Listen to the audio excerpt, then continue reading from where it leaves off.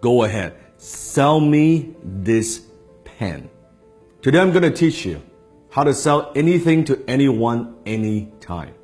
Now, when it comes to selling, when it comes to closing, there's so many techniques and so many ways. Today, I'm going to share with you 3 powerful secrets that you can use to sell anything to anyone. The very first secret is this. How do you turn something that's a commodity? How do you sell a product? How do you sell a service in such a noisy marketplace? Number 1, understand this. People don't buy because of logic. People buy because of emotion, and they justify it with logic. People buy based on emotions, and they justify with logic. I want you to think of something that you want to buy in your life. It could be a car, it could be a house, it could be anything. Just I want you to picture that. Once you have that in your mind, I want you to ask yourself this question. Why do you want to buy it?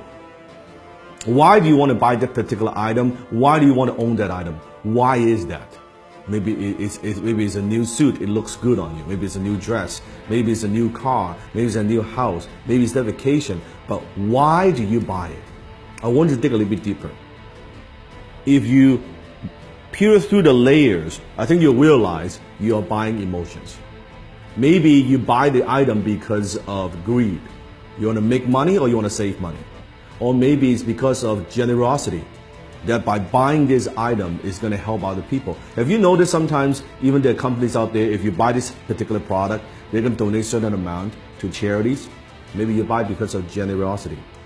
Maybe because of shame, that if I don't buy this, I'll look foolish. If I don't own this, I'll look foolish. Or maybe it's fear, that if I don't buy this, I'm going to be missing out. I don't want to miss out. Maybe it's an escape, that you go on the vacation, your 9-to-5 job is driving you fucking crazy, and you say, oh man, I need some time off. Maybe doing it, buying it because of escape. Whatever those reasons are, those are very often emotional reasons. So you buy because of emotion, and you justify with logic. So think about when you're selling something to somebody. Are you just talking about features and benefits? What this thing would do for you? Or are you pushing those emotional hot buttons? I remember one time I was in Harry Rosen, which is a very well-known kind of menswear store, high-end in Vancouver. I walked into the store and I was walking by the Tom Ford section. And the salesman approached me and said, sir, is there anything I can help you with? I said, no, I'm just browsing around. And he said, do me a favor. Put this suit on. Now, at the time, I've never owned a Tom Ford suit before. I have a lot of suits, but I don't have a Tom Ford suit. He said, do me a favor, put this on. I said, all right. I put it on. He said, how do you feel? Well, it feels pretty good. I said, okay, also try this on. Put on this tuxedo. I said, okay, that's pretty good. He said, oh, it looks great. He said, sir, are you a fan of James Bond? I was like, who isn't a fan of James Bond? Like, duh. He said, you see this suit right here, this tuxedo, is the exact suit, exact same design as James Bond wears in Casino Royale. You know the scene when he was gambling? I said, fuck, it looks good, right? And before you know it, I bought the damn fucking tuxedo, right? And it's a lot of money, it costs a lot of money. And if you think about that, what am I buying? I'm buying emotions. What I'm buying is this. I'm buying when I wear this tuxedo, I feel good. As a James Bond fan, I feel like James Bond. Even logically, I know this, of course, is not James Bond. I'm not James Bond. But emotionally, it takes me there.